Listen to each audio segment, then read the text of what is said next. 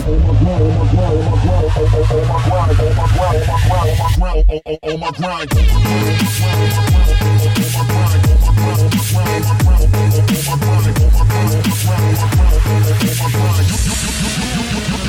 know how I do.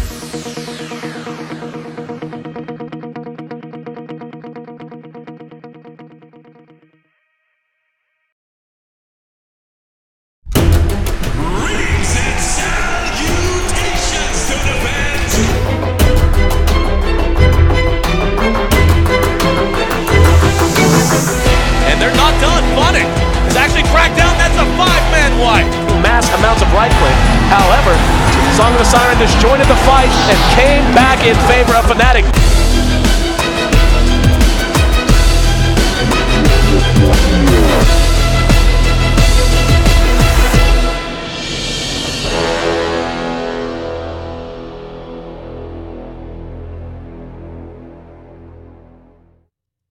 And we're back. Game number 2 of this series. CDEC taking on LAI Gaming, and well, this is, without a doubt, the most important game yet played in D2L Season 5. It's very simple. CDEC wins, and they're in. And I don't mean the playoffs. I mean they're in Vegas. Our grand finals coming up the first week of January. CDEC, a team that came into Eastern play with no expectation, a relatively unknown squad to most in the West, myself included. I'll be the first to admit it. And with a lot of players, everyone said, well, maybe they'll develop, maybe they'll develop. Hell, that's how they started. That's why they still wear the LGD tag. They don't even have an official sponsor, an official organization backing them. They're the former training squad that LGD brought in and then eventually let go. And here they find themselves at 5-1, one game away from heading to our grand finals, coming across the ocean and throwing down with some other great teams in Las Vegas. Trouf, man, I am hype. I am excited. This CDEC squad has really been just the joy so far of Season 5.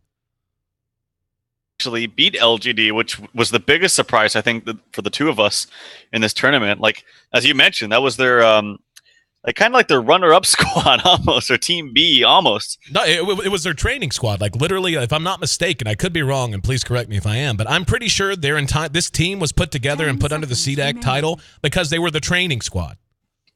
Yeah, I think so too. And the fact that they beat LGD right after they departed with the organization, I think was the turning point for them, and just a big confidence booster. I've talked a lot about how confidence is huge going into games. And I think they just took that and ran with it. So one more game, man. One more game. One more game. They've got to be repeating to themselves. And LAI Gaming, you know, this always happens in the D2L, and it's one reason I love our format for the most part.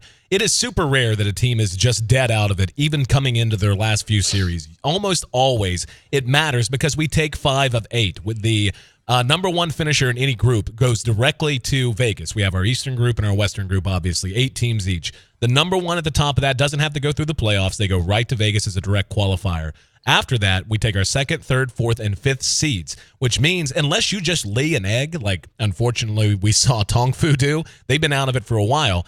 If you have a chance to get to 3 wins, you can potentially be in the mix-up for a tiebreaker to make it in as our 6th seed in the playoffs. If you can get 4 wins, you're almost guaranteed a chance to be in the playoffs, or at least a chance to play your way on into the playoffs. So even coming into this, LAI Gaming, not the best performance so far. A win here matters a hell of a lot to them. It puts them at 3 wins throughout their schedule so far with 1 left to go. If they can win this series and their next one, they're right in the mix. A good chance of them making it in as a 4th or 5th seed in the bubble race. And we have the same thing true in the series waiting after this. And you know, LV is sitting back and watching this series very intently. If CDEC loses and they win their next series, they go to Vegas. One way or the other, though, it still matters for them too, because if CDEC does win and becomes our direct qualifier, LV can still clinch clinch the #1 seed in our bubble race with a win in their series, meaning that they don't have to play all the way up, 5 versus 4, 4 versus 3, and 3 versus 2. That cuts 3 best-of-3s out of their path.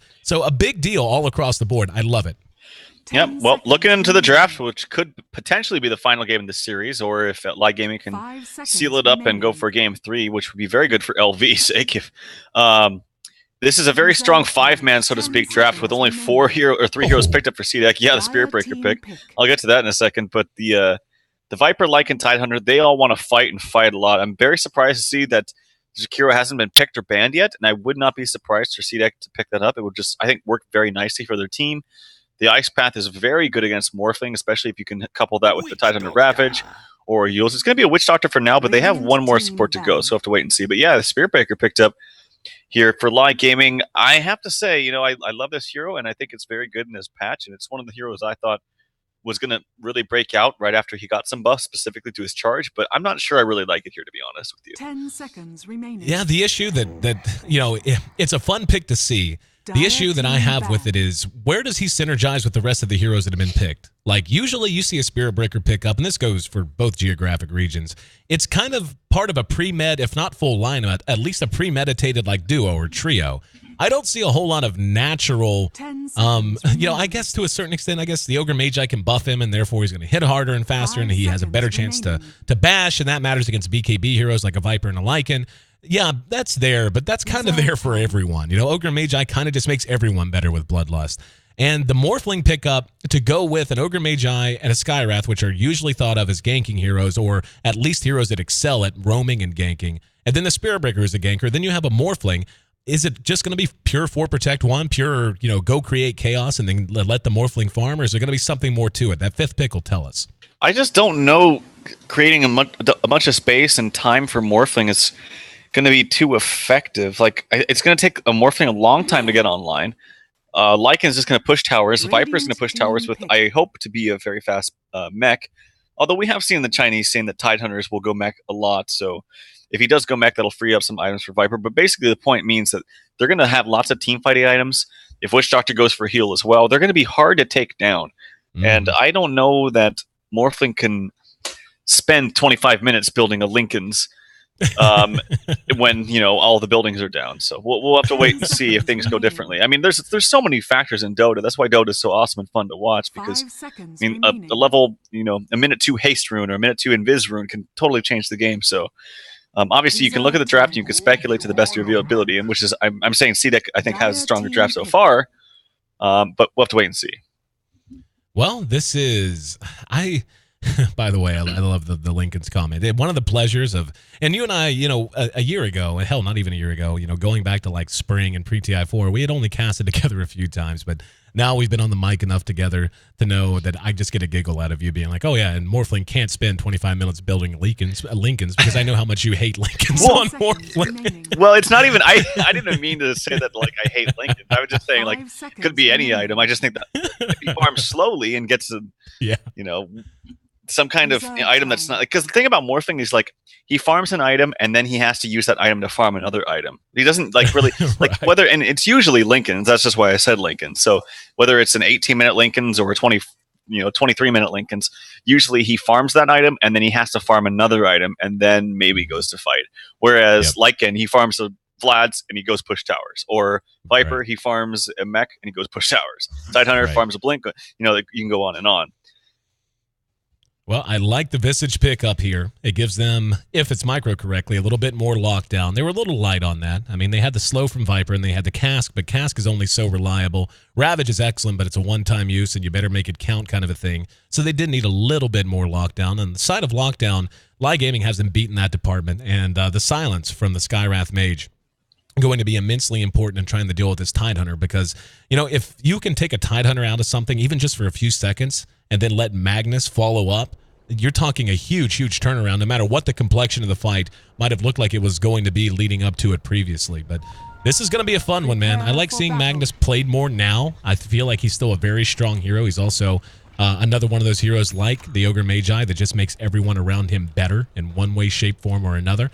But the lanes are what I'm really interested in right now. Looks like it's going to be standard, actually. I'm kind of disappointed. We see Down at bottom. Yeah, it's going to be just a tri-lane on the Morphling and a straight-up off-lane on the Spirit Breaker. I wanted to see if they were going to change it up somehow, but not going to be the case, as it's a defensive tri-lane at top to begin for CDEC as well. Visage and the Witch Doctor in the support positions on the Lycan.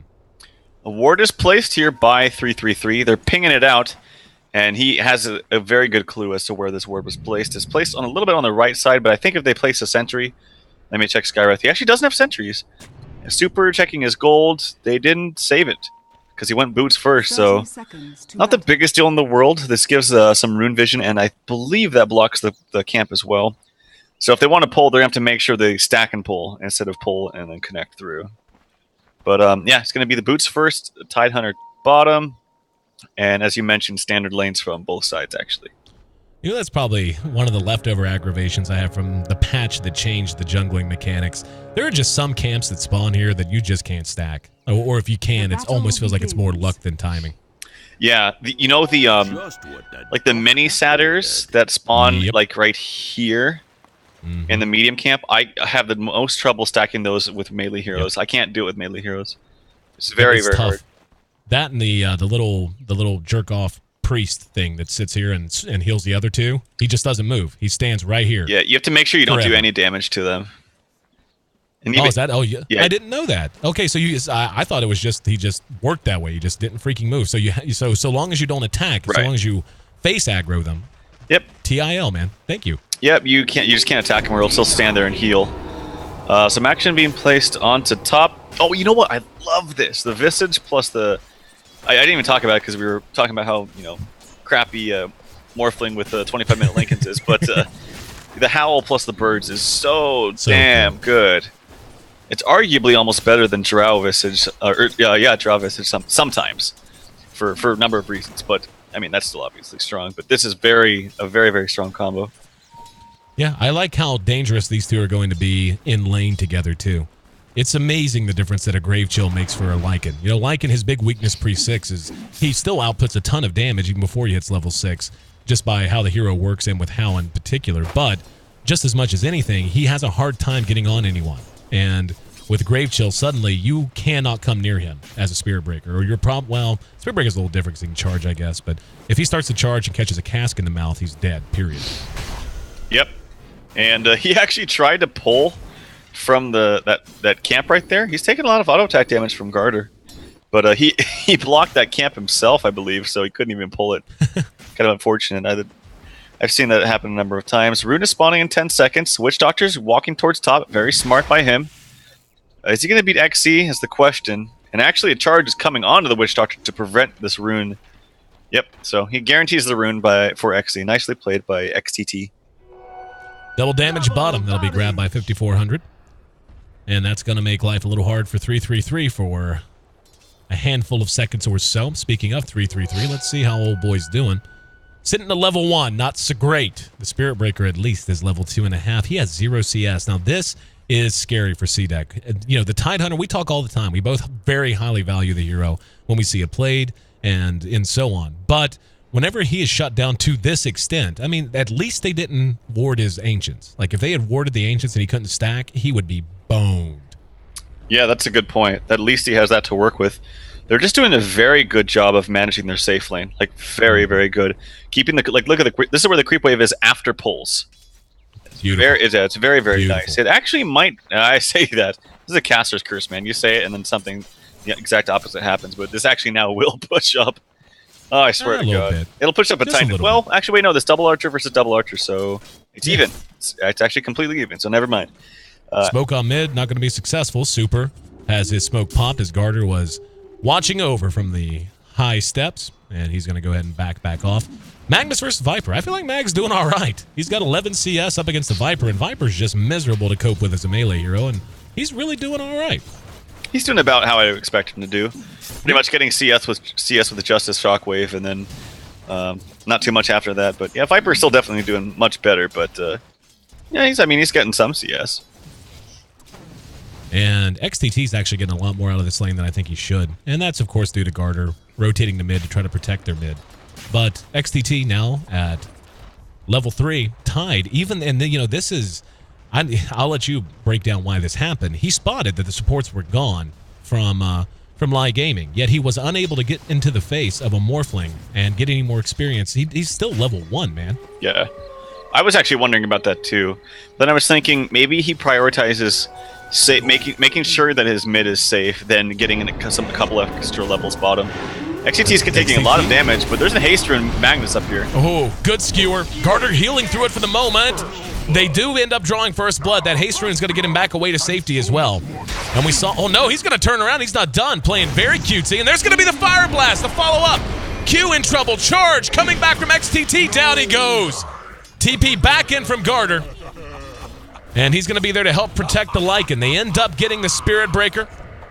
And they do lose the Visage. 2-1, LAI Gaming in the lead right now. Thank God that the Visage got the nuke off at the last second. That was the very last millisecond for him. So very nicely played right there, and actually got Lycan the kill. So not that bad in exchange for CDEC. They did lose first blood though, and that went to the Magnus. So little extra gold for his troubles by having to rotate out of mid. Because you look at that, this is why you don't want extra rotations when they feel forced, because that's 36 CS compared to now 15. So at the very least, like I said, for his troubles, he did get the first blood, but in a sense of keeping up with the Viper mid, not worth it. I mean, it's worth it for his team, of course, but he is really far behind the Viper now. This Lycan, once again, doing okay. But they're going to need to continue to pound away, I do believe. Arc Boots are done on Mag. And this mid lane, going well for Maybe, obviously, as he's atop the CS board. Aqualup, he can go whatever boots he wants next, tier 2s. And I want to see if he wants to go mech early. These Wolves are going to get eyes on Super. So they're very well aware of what's going on here. Nicely played. This is very good heads up. And you can start to do some body blocks too. Super takes an ulti from Maybe. There's the cask as well. Howl is going off, so tons of damage. There's going to be a charge, but I don't know if they can actually initiate on Maybe. Yeah, he cancels it. Really nicely He's played. dead. He's dead if he comes down and actually connects with that, I think. They have a little bit of help in the Mag, but I don't know. Mag would have been close to 6. Whatever. Something that didn't happen, so I talk about it. 2-2, though. And like you said, very good play. Heads up, and Lycan assisting with a kill from elsewhere. And the Morphling is catching up, though. He's up to 40 CS. We're going to see if Lincoln Sphere will indeed be the build.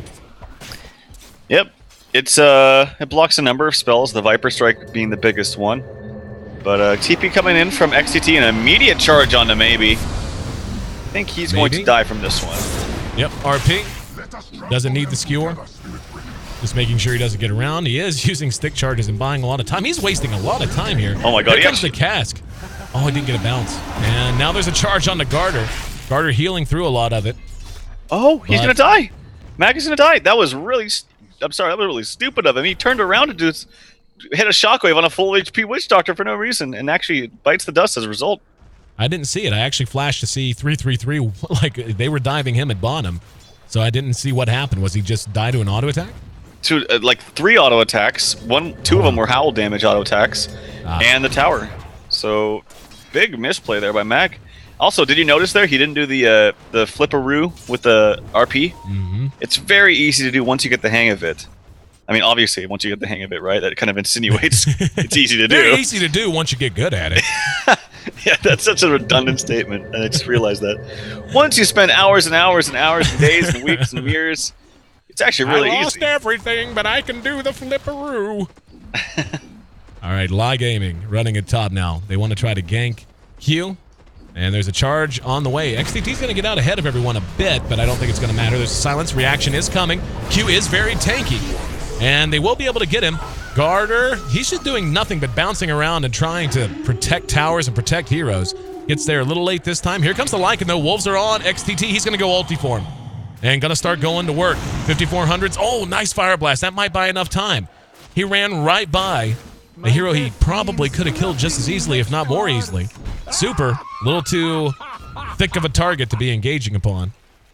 But we could see a lot of movement. Yeah, he just ran right by XTT. I wonder why. It's because he knew that he could just charge away. In fact, that's what he did. And if he charges away, it stuns him in the process. So good call. He didn't want to waste his time. So yeah, it was actually a really nice play by.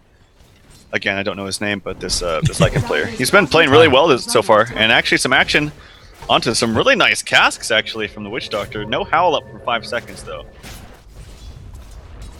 Tide is finally getting some levels at bottom. is under attack. But we need to watch top, as there could be some action out here as well. XTT just hit 6. Mag has Ravage, and they're going to go for it. There's a This is TP bad coming dive. in. This is a really bad dive. Yep, he realized it a little too late. He's going to end up feeding because of it. I am driven. And they're going to be able to push off of this. The Vlad's just finished for Lycan. So if they want to push, does he have it yet? No, it's on the way. On the courier, yeah. Down on bottom, XDD is getting a good push on to the tier 1 there. And we'll see how committed to this they're going to be. I mean, as nice as that kill was, there is still a Ravage up, or excuse me, a reverse polarity. And the Spirit Breaker can still charge. And Tide is getting closer to 6, though. That's going to be a real nice boon for this team. Yep. Some auto attacks coming in. The orbs. From maybe Cask's on the super, but he's walked away fast because he does have tranquils and it wasn't deactivated. So the lift coming out, more action and pressure coming on bottom. Actually, he's being charged. Yep, Not going to crack it under out his of own it. tier 2. And XDD got a TP elsewhere. And they're actually doing a good job of holding this here. They're grouping a lot. Mag without a Blink Dagger, obviously not as much of a threat as he'd like to be. But a good skewer RP could make the difference. In mid, 5400 getting some much needed XP as he's now pecking away at the tier 1. And this tier 1 at top is going to end up dropping, so they get what they came for. Yep. If they can somehow bring this lane back by stacking this medium or the small camp, and then letting a support just farm it while Lycan farms either the woods or the ancients or bottom lane or goes to a sneaker Roche, that's when you really see teams maximize their farm. He's already starting in the jungle, and he's got treads, Vlads, and a bottle, so he's very, very farmed. And it seems like that's... Oh, go ahead. Bunch of ultis onto Tide. He almost died there. The urn's still ticking away. Yeah, he's dead. Doof. Such a slow, painful way to die. But yeah, they actually just... There was a good chain of ultis from XZ as well as from the Spirit Breaker. And they caught him out and brought him down. He is level 5 and 3/4, though. So I think level 6 on the Tide's going to make a big difference. And I want to see... I feel like he needs a Blink Dagger this game. They need to stop with this mech stuff just once. Well, they're going to. I think he was actually trying to. And then Viper's like, no, bro, I got this. Because he has a completed mech, so... Oh, I didn't even... Jesus. No, but I agree. I think that Tide was going to with this Ring of Regen. You don't normally see Tranquils on a Tide. Not to say that you couldn't, but... Yeah, we're not going to see it this time. That's what made me think he was going mech. I saw the Ring of Regen and didn't, but still doesn't excuse the fact I noticed that Viper had a whole freaking mech on him. Anyway, they're going to try to defend. They had just spent the RP to try to kill Tide. Speaking of Tide, he's under aggression there, but this, like, I don't know how they stop this right now. They have to have a Blink on Magnus to have a real threat of doing anything in this. Otherwise, they can just sit back, heal. They have mech, they have Witch Doctor heal. It is just so strong. Yeah, 6 now acquired on the Tide Hunter, which is very good because then these charge shenanigans will just be stifled. And that's going to actually really scare the Spirit Breaker. Stun onto the Replicate. They think it's real, but they'll quickly find out it's not. Or maybe they knew it wasn't real and just wanted to get rid of it. But this is a Roshan, and that's a fresh DD onto the Lycan. This is going to die in a matter of seconds. Most typical trade in Dota, they're trying to... No, they're not even really trying that hard to make. I was going to say, they're going to dive the Viper at least, or at least charge at him and get Spear Breaker up here, but trading the tier 1 for a Roshan, they have to suspect it's happening. And they're going to go for this, I think. It'd be a decent kill for them to get. There's going to be the Ignite Fire Blast, and well-timed on everything. He's so tanky. He manages to mech through it, and there's the Ravage to turn it around. Maybe a big old boy. There's an RP, though. And doesn't have a blink, but certainly did have a skewer. Still, it's 2 for 1, and about to be 3. Oh, what a terrible bounce! Witch Doctor, are they gonna get 4? They've got Tide right on him. He's bottling in between, and he's still hit with the urn. He's dead. He's getting the old okey doke. Oh, man, what an unfortunate... I'm going to draw him a frowny face, because that's not fun. We're like, what, 4 creeps there, and he got the cask bounce? I think, and I could be wrong on this, but I believe a recent change to Witch Doctor was that casks will bounce through fog, like that you don't have to have vision of anymore. And that was just very fortuitous. I thought he was going to get out free, I think you're right, actually. I mean, I could be wrong, too. I don't know. But anyway, XDD bottom, taking a little bit of pressure. He's going to put the Replicate actually from Lycan, which is good because it gives him a Vlad's aura, but he's getting quickly out of here as he is spotted out with a wolf. You know something we didn't talk about at all that is becoming a very big deal? Morphling, especially right now, and he has 2,400 gold. You know, your options against teams to push like this and push this effectively are basically push harder and better, or at least counter push. If they take a tier 1, you take a tier 1. They take a tier 2, you take a tier 2. Right. What kind of push do they have? They have none. Like the Morphling, yeah, he's probably going to go Lincoln since he's picked up his ultimate orb. But, I mean, over time, yeah, you know, eventually he's going to be a threat. But I don't know that eventually he's going to arrive. Like, CDEC right now is just barreling down lanes, and they can't even take a tier 1. Yeah, well, it's no secret that I thought that this lineup was far inferior to CDEC. Like, I really don't think that the Spirit Breaker pickup was that effective. He's had a couple of overextensions, but even then, once you get, like we saw, Tide Ravage is just massive for their team fight.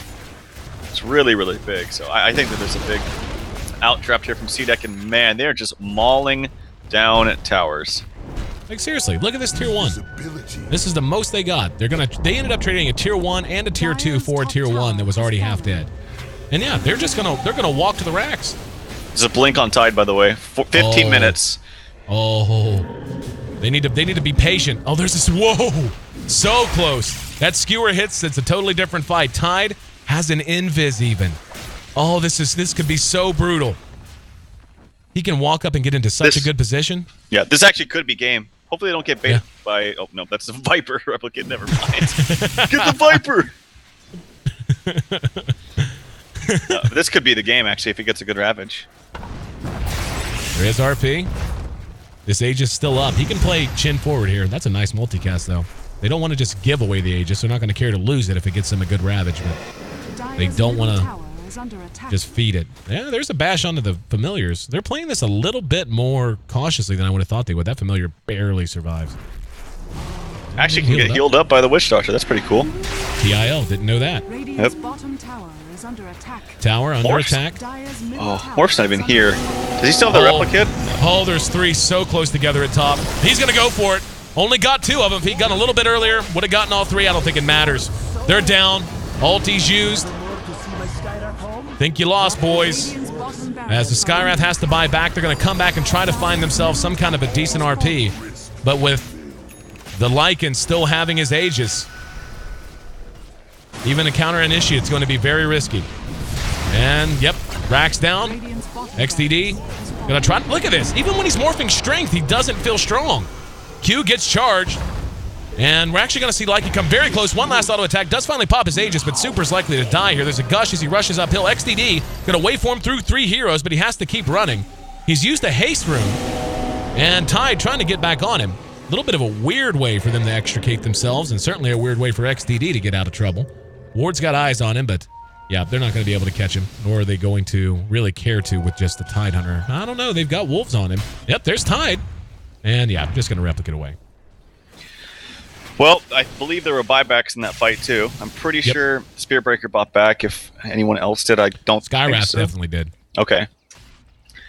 And that is very good. There's a courier with just about an Ags on it for maybe Tier Lord. So he's got his Ags mech at 17 minutes.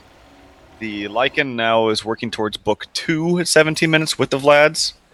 Just fantastic farm for everybody, and I'm mostly impressed by the Tide. As we mentioned, he was level 1 for like 5 minutes or something like that. Got dove a couple times, and it died twice consecutively, I believe. But really bounces back, and yeah, even though he got 2 there was a perfect cask right afterwards on 2 heroes, nothing else, no creeps, nothing.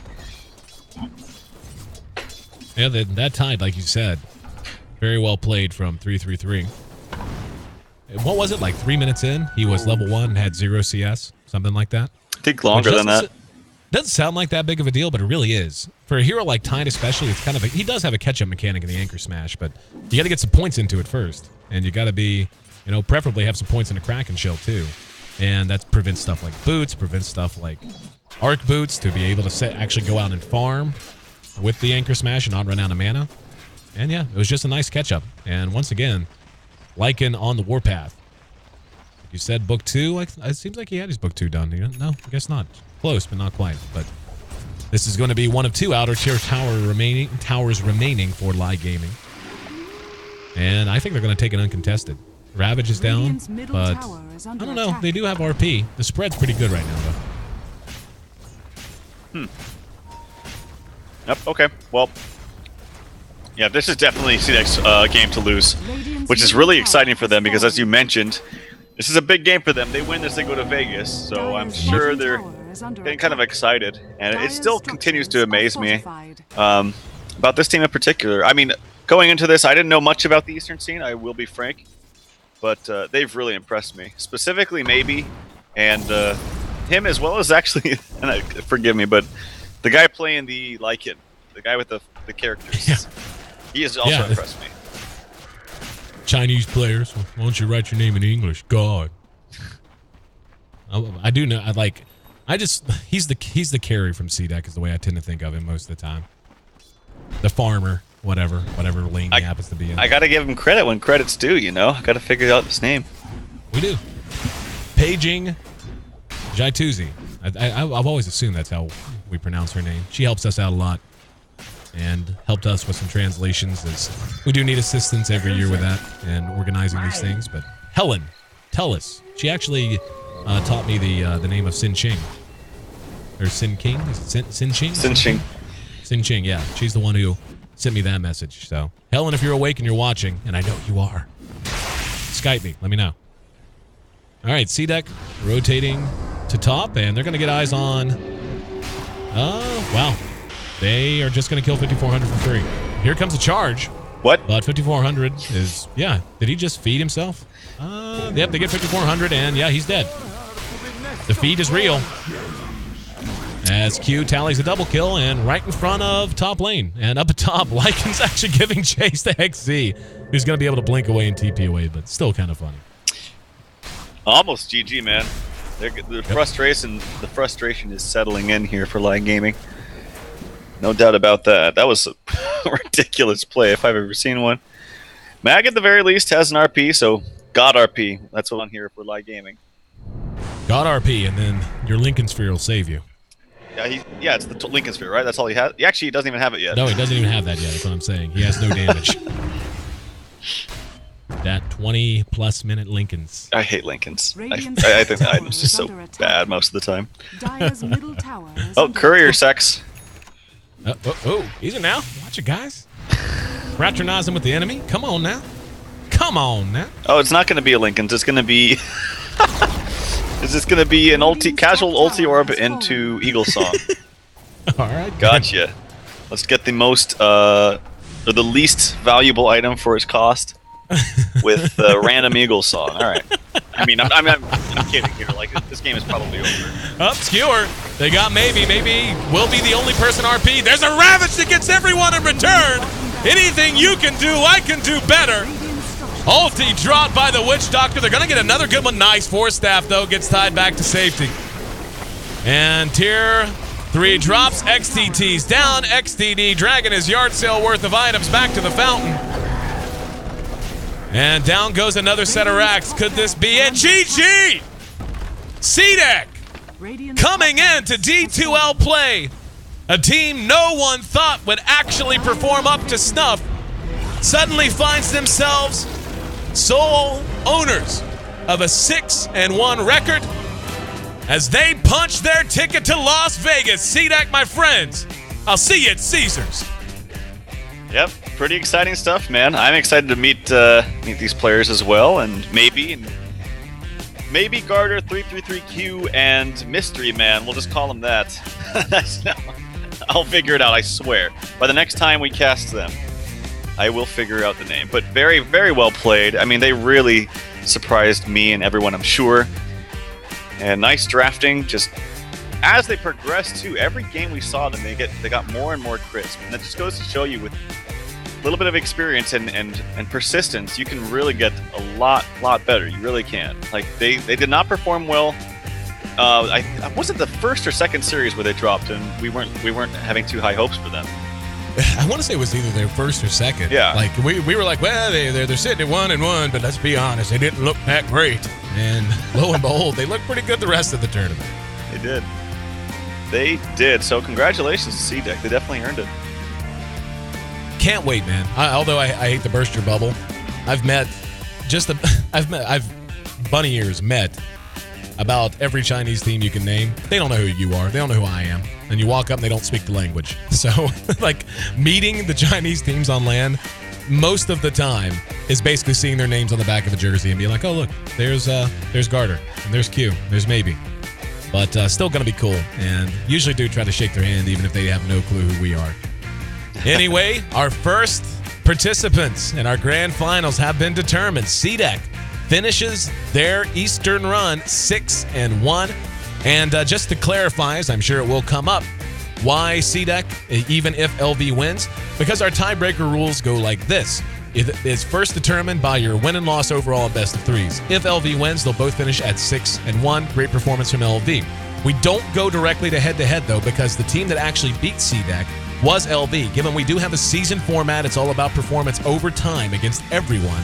We then look at win-loss differential, how many games you've won, as in it's better to lose if you do lose. It's much better to lose 2-1 than it is 2-0. And then we also want to see how dominant teams are in their winning percentage. Are you giving, are most of your wins 2-1 wins instead of 2-0 wins? And you can look these stats up. It's simply win-loss record outside of just best of three, like their actual games won versus games lost across their 7 best of threes. And it is in that regard that CDEC has the tiebreak advantage, even though LV did beat them head-to-head. Still a lot on the line for LV, though, as we look forward to that best of three. Now, they're going to be taking on IG, and IG coming in off a very impressive win. I'll tell you what, man, I think LV might have caught IG on the worst possible day because LV, I mean, they've looked good, but the way IG looked against DK was borderline ridiculous. That looked like the IG of old in their dominance, their movement, and everything else. So it's going to be a hell of a good last best of three. I know it's starting late, at least it is for us. Coming up, I guess an hour from now, hour and 15 minutes from now, 11 p.m. Pacific Standard Time, 2 a.m. if you're out on the East Coast. And that translates to 8 a.m. Hey, morning breakfast Dota for our European brothers and sisters. Maybe you can have a waffle and enjoy some D2L. All right, guys, we're back in about an hour and 15 minutes. Now I look at the clock a little bit more closely. Again, congratulations to CDEC as they have punched their ticket to Las Vegas. Next series will be IG versus LV. Don't go anywhere, or if you do, just make sure you're back soon.